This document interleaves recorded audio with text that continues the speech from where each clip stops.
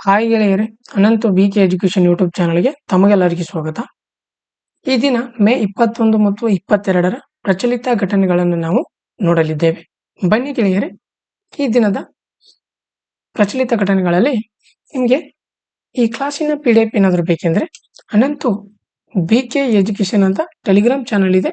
ಈ Telegram channel ಲಿಂಕನ್ನು ಈ ಕೆಳಗಡೆ ಡಿಸ್ಕ್ರಿಪ್ಷನ್ ಬಾಕ್ಸ್ನಲ್ಲಿ ಕೊಡಲಾಗಿರುತ್ತದೆ. ಅಲ್ಲಿ ಹೋಗಿ ನೀವು ಈ ಕ್ಲಾಸಿನ PDF ಅನ್ನು ಡೌನ್ಲೋಡ್ ಮಾಡಿಕೊಳ್ಳಬಹುದು.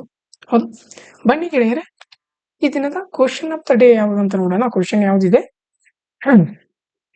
ಯಾವ ದಕ್ಷಿಣ ಅಮೆರಿಕದ ದೇಶವು 2027ರ ಫಿಫಾ ಮಹಿಳಾ ವಿಶ್ವಕಪ್ ಆತಿಥ್ಯವನ್ನು ವಹಿಸುತ್ತದೆ ಅಂತ ಪ್ರಶ್ನೆ ಇದೆ. ಇದಕ್ಕೆ ಸರಿಯಾದ ಉತ್ತರ ಬ್ರೆಜಿಲ್ ಸರಿಯಾದ ಉತ್ತರ. ಈ ವರ್ಷ 2027ರ ಫಿಫಾ ಮಹಿಳಾ ವಿಶ್ವಕಪ್ ಆತಿಥ್ಯವನ್ನು ಬ್ರೆಜಿಲ್ ದೇಶವು ವಹಿಸಲಿ ಇದೆ. ಹೌದಾ? ಮೇ 21 ರಾಷ್ಟ್ರೀಯ ಭಯೋತ್ಪಾದನಾ ವಿರೋಧಿ ದಿನವನ್ನು ಆಚರಣೆ ಮಾಡಲಾಗ್ತದೆ. ಮೇ 21ರಂದು ಮಾಜಿ ಪ್ರಧಾನಿ ರಾಜೀವ್ ಗಾಂಧಿ ಭಾರತದ 6ನೇ ಪ್ರಧಾನಿಯವರ ಮರಣ ವಾರ್ಷಿಕೋತ್ಸವದ ನೆನಪಿಗಾಗಿ ಈ ದಿನವನ್ನು ಆಚರಣೆ ಮಾಡುವಂಥದ್ದು. ಅವರು ಮೇ 21, 1991ರಂದು ಮದ್ರಾಸ್ನ ಈಗಿನ ಚೆನ್ನೈ ಬಳಿಯ ಶ್ರೀ ಪೆರಂಬೂದರ್ ಎಂಬ ಹಳ್ಳಿಯಲ್ಲಿ LTTEಯಿಂದ ಹತ್ಯೆಗೀಡಾದರು. ಸೊ ಅದರ ಒಂದು ನೆನಪಿಗಾಗಿ ಅವರ ಮರಣದ ವಾರ್ಷಿಕೋತ್ಸವದ ನೆನಪಿಗಾಗಿ ಮೇ 21 ರಾಷ್ಟ್ರೀಯ ಭಯೋತ್ಪಾದನೆ ವಿರೋಧಿ ದಿನವನ್ನು ಆಚರಣೆ ಮಾಡ್ತಾರೆ. ಹೌದಾ?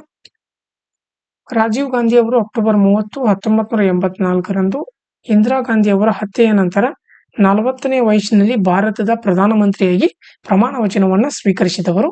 ಇವರು ಭಾರತದ ಅತ್ಯಂತ ಕಿರಿಯ ಪ್ರಧಾನಮಂತ್ರಿಯಾದವರು.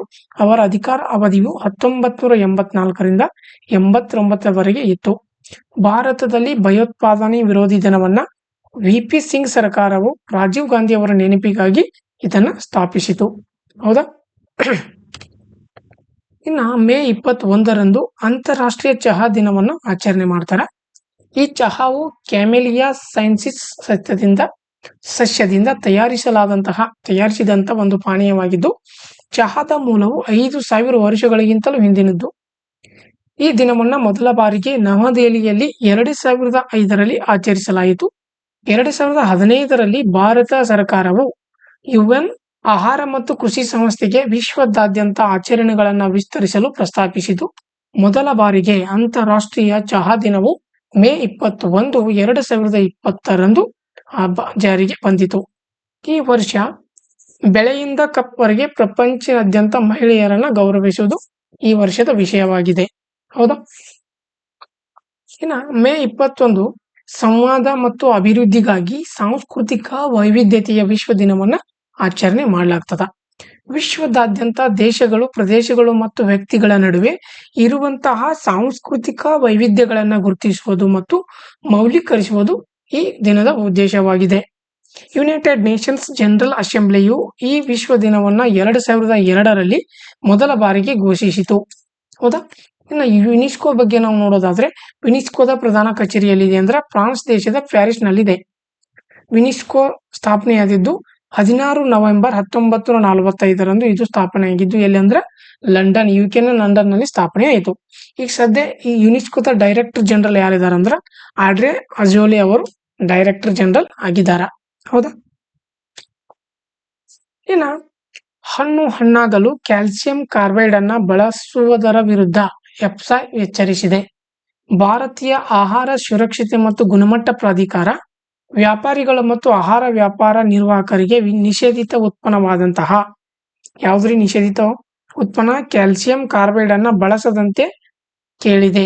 ಆಹಾರ ಸುರಕ್ಷತೆ ಮತ್ತು ಮಾನದಂಡಗಳ ನಿಯಂತ್ರಣ, ಮಾರಾಟದ ಮೇಲಿನ ನಿಷೇಧ ಮತ್ತು ನಿರ್ಬಂಧಗಳು ನಿಯಮಗಳ ಅಡಿಯಲ್ಲಿ 2011 ಹಣ್ಣಾಗಲು ಇದನ್ನು ಬಳಸದಂತೆ ನಿಷೇಧಿಸಿದೆ. ಕ್ಯಾಲ್ಸಿಯಂ ಕಾರ್ಬೈಡ್ ಮಾವಿನ ಹಣ್ಣಿನಂತಹ ಹಣ್ಣುಗಳನ್ನು ಹಣ್ಣಾಗಲು ಸಾಮಾನ್ಯವಾಗಿ ಬಳಸಲಾಗುತ್ತದೆ. ಅಸಿಟಿಲಿನ್ ಅನಿಲವನ್ನು ಬಿಡುಗಡೆ ಮಾಡುತ್ತದೆ. ಇದು ಆರ್ಸೆನಿಕ್ ಮತ್ತು ರಂಜಕದ ಹಾನಿಕಾರಕ ಕುರುಹುಗಳನ್ನು ಹೊಂದಿರುವಂತದ್ದು. ಹೌದಾ? ಕ್ಯಾಲ್ಸಿಯಂ ಕಾರ್ಬೈಡ್ ಅನ್ನು ಅನ್ವಯಿಸುವ ಸಮಯದಲ್ಲಿ ಹಣ್ಣುಗಳೊಂದಿಗೆ ನೇರ ಸಂಪರ್ಕಕ್ಕೆ ಬರುವ ಸಾಧ್ಯತೆಗಳಿವೆ ಮತ್ತು ಆರ್ಸೆನಿಕ್ ಮತ್ತು ರಂಜಕದ ಅವಶೇಷಗಳನ್ನು ಹಣ್ಣುಗಳ ಮೇಲೆ ಬಿಡಬಹುದು. ಇದರಿಂದ ಏನಾಗ್ತದೆ ಅಂದ್ರೆ ತಲೆ ತಿರುಗುವಿಕೆ, ಆಗಾಗ್ಗೆ ಬಾಯಾರಿಕೆ, ಕಿರಿಕಿರಿ, ದೌರ್ಬಲ್ಯ, ನುಂಗಲು ತೊಂದರೆ, ವಾಂತಿ ಮತ್ತು ಚರ್ಮದ ಹುಣ್ಣುಗಳಂತ ಗಂಭೀರ ಆರೋಗ್ಯ ಸಮಸ್ಯೆಗಳನ್ನು ಇದು ಉಂಟು ಮಾಡಬಹುದು. ಹೌದಾ? ಹಣ್ಣುಗಳಲ್ಲಿ ನೈಸರ್ಗಿಕವಾಗಿ ಕಂಡುಬರುವಂತಹ ಹಾರ್ಮೋನ್ ಎಥಿಲಿನ್ ರಾಸಾಯನಿಕ ಮತ್ತು ಜೀವ ರಾಸಾಯನಿಕ ಚಟುವಟಿಕೆಗಳ ಸರಣಿಯನ್ನ ಪ್ರಾರಂಭಿಸುವ ಮತ್ತು ನಿಯಂತ್ರಿಸುವ ಮೂಲಕ ಮಾಗಿದ ಪ್ರಕ್ರಿಯೆಯನ್ನು ನಿಯಂತ್ರಿಸುತ್ತದೆ. ಹೌದಾ? ಇನ್ನ ಅರ್ಥ 24 ಲಲಿತ ಕಲೆಗಳ ಪ್ರದರ್ಶನ ಮತ್ತು ಸ್ಪರ್ಧೆಯು ದುಬೈನಲ್ಲಿ ತನ್ನ ಛಾಪನ್ನ ಮೂಡಿಸುತ್ತದೆ. ಈ ಕಾರ್ಯಕ್ರಮವು ಈ ಇವೆಂಟು ದುಬೈನಲ್ಲಿ ನೆಲೆಸಿರುವ ಭಾರತೀಯರ ಪ್ರತಿಭೆಗಳ ಮೇಲೆ ನಿರ್ದಿಷ್ಟವಾಗಿ ಗಮನ ಹರಿಸುವುದರೊಂದಿಗೆ ಗುಪ್ತ ಕಲಾತ್ಮಕ ರತ್ನಗಳನ್ನು ಕಂಡು ಹಿಡಿಯುವ ಗುರಿಯನ್ನ ಇದು ಹೊಂದಿರುವಂತದ್ದು. ಅರ್ಥ 24 ಲಲಿತ ಕಲೆಗಳ ಪ್ರದರ್ಶನ ಸ್ಪರ್ಧೆಯು ಎಲ್ಲಿ ನಡೆಯಿತ್ರಿ? ದುಬೈನಲ್ಲಿ ನಡೆಯಿತು. ಹೌದಾ? ಇನ್ನ ಮೊದಲ ಭಾರತೀಯ ಬಾಹ್ಯಾಕಾಶ ಪ್ರವಾಸಿ ಹಾರಾಟವನ್ನ ಪೂರ್ಣಗೊಳಿಸಿದರು. ಮೇ 19ರಂದು ಬಾಹ್ಯಾಕಾಶಕ್ಕೆ ಕಿರು ಮನೋರಂಜನಾ ಪ್ರವಾಸ ಕೈಗೊಂಡು 6 ಬಾಹ್ಯಾಕಾಶ ಪ್ರವಾಸಿಗರಲ್ಲಿ ಭಾರತ ಮೂಲದ ಏವಿಯೇಟರ್ ಮತ್ತು ವಾಣಿಜ್ಯ ಪೈಲಟ್ ಗೋಪಿ ತೋಟ್ಕೂರ್ ಕೂಡ ಸೇರಿದ್ದಾರೆ. ಬ್ಲೂ ಒರಿಜಿನಲ್ ಬಾಹ್ಯಾಕಾಶ ನೌಕೆ ಹಲವಾರು ಖಾಸಗಿ ಬಾಹ್ಯಾಕಾಶ ಕಂಪನಿಗಳಲ್ಲಿ ಒಂದಾದ ಬಾಹ್ಯಾಕಾಶಕ್ಕೆ ಸಾಹಸ ಮಾಡಲು ಬಯಸುವ ಜನರಿಗೆ ಸಂತೋಷದ ಸವಾರಿಯನ್ನ ಇದು ನೀಡುತ್ತದೆ. ಹೌದಾ? ಇನ್ನು ಟೇಕ್ ಆಫ್ ನಿಂದ ಲ್ಯಾಂಡಿಂಗ್ ವರೆಗೆ ಇಡೀ ಪ್ರಯಾಣವು ಕೇವಲ 10 ನಿಮಿಷಗಳ ಕಾಲ ನಡೆಯಿತು. ಈ ಸಮಯದಲ್ಲಿ ಬಾಹ್ಯಾಕಾಶ ನೌಕೆಯು ಭೂಮಿಯಿಂದ ಸುಮಾರು 105 ಕಿಲೋಮೀಟರ್ ಎತ್ತರವನ್ನು ತಲುಪಿತು. ಬಾಹ್ಯಾಕಾಶ ಪ್ರಯಾಣವು ಭೂಮಿಯಿಂದ ಸುಮಾರು 100 ಕಿಲೋಮೀಟರ್ ಎತ್ತರದಲ್ಲಿ ಪ್ರಾರಂಭವಾಗುತ್ತದೆ. ಕರ್ಮನ್ ರೇಖೆಯನ್ನು ದಾಟಿದ ನಂತರ ಇದನ್ನು ಸಾಮಾನ್ಯವಾಗಿ ಭೂಮಿಯ ವಾತಾವರಣ ಮತ್ತು ಬಾಹ್ಯಾಕಾಶದ ನಡುವಿನ ಗಡಿ ಎಂದು ಪರಿಗಣಿಸಲಾಗುತ್ತದೆ. ತೋಟ್ಕುರ ಅವರ ಪ್ರಯಾಣವನ್ನ ಉಪಕಕ್ಷೆಯ ಬಾಹ್ಯಾಕಾಶ ಹಾರಾಟ ಎಂದು ಕರೆಯಲಾಗಿದೆ. ಬಾಹ್ಯಾಕಾಶ ನೌಕೆಯು ಭೂಮಿಯ ಸುತ್ತ ಕಕ್ಷೆಗೆ ಬರಲಿಲ್ಲ.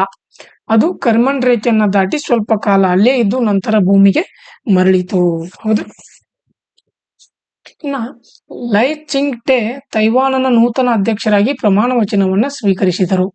ತೈವಾನನ ಆಡಳಿತಾರೂಢ democratic progressive party Lai Ching te ಅವರು ಹೊಸ ಅಧ್ಯಕ್ಷರಾಗಿ ಪ್ರಮಾಣ ವಚನವನ್ನ ಸ್ವೀಕರಿಸಿದರು. ಚೀನಾದಿಂದ ಹೆಚ್ಚುತ್ತಿರುವ ಬೆದರಿಕೆಗಳ ನಡುವೆ ಇದು ಸ್ವಯಂ ಆಡಳಿತ ದ್ವೀಪವನ್ನ ತನ್ನ ಪ್ರದರ್ಶನವೆಂದು ಹೇಳಿಕೊಳ್ಳುತ್ತದೆ.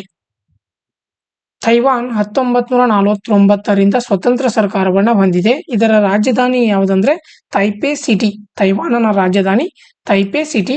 ಈ ತೈವಾನನ currency new Taiwan dollar. Taiwan dollar ಎಂಬುದು ಇದರ ಕರೆನ್ಸಿ ಆಗಿದೆ. ಹೌದಾ? ಇನ್ನ ದೀಪ್ತಿ ಜೀವನ್ ಜಿ ವಿಶ್ವ ದಾಖಲೆ ನಿರ್ಮಿಸಿರುವಂತದ್ದು. ವಿಶ್ವ ಪ್ಯಾರಾ ಅಥ್ಲೆಟಿಕ್ ಚಾಂಪಿಯನ್ಶಿಪ್ ನಲ್ಲಿ ಚಿನ್ನವನ್ನ ಗೆದ್ದು ವಿಶ್ವ ದಾಖಲೆಯನ್ನ ನಿರ್ಮಿಸಿದ್ದಾರೆ. ಭಾರತದ ಪ್ಯಾರಾ ಅಥ್ಲಿಟಿ ದೀಪ್ತಿ ಜೀವನ್ಜಿ ಅವರು ಜಪಾನ್ನ ಕೋಬ್ನಲ್ಲಿ ನಡೆದ ಪ್ಯಾರಾ ಅಥ್ಲೆಟಿಕ್ಸ್ ವಿಶ್ವ ಚಾಂಪಿಯನ್ಶಿಪ್ 2024ರಲ್ಲಿ 55.6 ಸೆಕೆಂಡ್ಗಳಲ್ಲಿ ವಿಶ್ವ ದಾಖಲೆ ನಿರ್ಮಿಸಿದರು ಮತ್ತು ಮಹಿಳೆಯರ 400 ಮೀಟರ್ T20 ನಲ್ಲಿ ಚಿನ್ನವನ್ನ ಕೂಡ ಗೆದ್ದು ದಾಖಲೆಯನ್ನ ನಿರ್ಮಿಸಿದ್ದಾರೆ. ಹೌದಾ? ಇನ್ನ ಪ್ರವಾಸೋದ್ಯಮ ಅಭಿವೃದ್ಧಿ ಸೂಚ್ಯಂಕ 2024 ಬಿಡುಗಡೆಯಾಗಿದೆ. ಇದನ್ನ ಡಬ್ಲ್ಯೂಇಎಫ್ ಮತ್ತು ವಿಶ್ವವಿದ್ಯಾಲಯವು ಜಂಟಿಯಾಗಿ ಈ ವರದಿಯನ್ನು ಸಿದ್ಧಪಡಿಸಿವೆ. ವಿಶ್ವ ಆರ್ಥಿಕ ವೇದಿಕೆಯು ಡಬ್ಲ್ಯೂಇಎಫ್ 2024ರ ಪ್ರಯಾಣ ಮತ್ತು ಪ್ರವಾಸೋದ್ಯಮ ಅಭಿವೃದ್ಧಿ ಸೂಚ್ಯಂಕದಲ್ಲಿ ಭಾರತವು 39ನೇ ಸ್ಥಾನಕ್ಕೆ ಜಿಗಿದಿದೆ. ಡಬ್ಲ್ಯೂಇಎಫ್ ವರದಿ ಪ್ರಕಾರ ಅಮೆರಿಕವು ಮೊದಲ ಸ್ಥಾನದಲ್ಲಿದ್ದು, ದಕ್ಷಿಣ ಏಷ್ಯಾ ರಾಷ್ಟ್ರಗಳು ಮತ್ತು ಕೆಳ ಮಧ್ಯಮ ಆದಾಯದ ಆರ್ಥಿಕ ವ್ಯವಸ್ಥೆ ಹೊಂದಿರುವ ರಾಷ್ಟ್ರಗಳ ಪಟ್ಟಿಯಲ್ಲಿ ಭಾರತವು ಮುಂಚೂಣಿ ಸ್ಥಾನ ಕಾಯ್ದುಕೊಂಡಿದೆ ಎಂದು ಈ ವರದಿಯು ತಿಳಿಸಿದೆ. ಹೌದಾ? ಇನ್ನು ಪ್ರವಾಸೋದ್ಯಮದ ನಿಟ್ಟಿನಲ್ಲಿ ಸ್ಪರ್ಧಾತ್ಮಕ ಬೆಲೆಯಲ್ಲಿ 18ನೇ ಸ್ಥಾನ, ಸ್ಪರ್ಧಾತ್ಮಕ ವಿಮಾನ ಸಾರಿಗೆಯಲ್ಲಿ 26ನೇ ಸ್ಥಾನ ಮತ್ತು ಬಂದರು ಮೂಲ ಸೌಕರ್ಯದಲ್ಲಿ 25ನೇ ಸ್ಥಾನ. ಭಾರತದ ಸಾಧನೆಯು ಅತ್ಯುತ್ತಮವಾಗಿರುವಂತದ್ದು. ಭಾರತವು ನೈಸರ್ಗಿಕವಾಗಿ 6ನೇ ಸ್ಥಾನ ಹಾಗೂ ಸಾಂಸ್ಕೃತಿಕವಾಗಿ 9ನೇ ಸ್ಥಾನವನ್ನು ಗಳಿಸಿ ಸಂಪದ್ಭರಿತವಾಗಿದೆ. ಇನ್ನು 10 ಅತ್ಯುತ್ತಮ ಪ್ರವಾಸೋದ್ಯಮ ರಾಷ್ಟ್ರಗಳು ಯಾವಂದ್ರೆ America, Spain, Japan, France, Australia, Germany, UK, China, Italy, Switzerland ಆಗಿರುವಂತದ್ದು.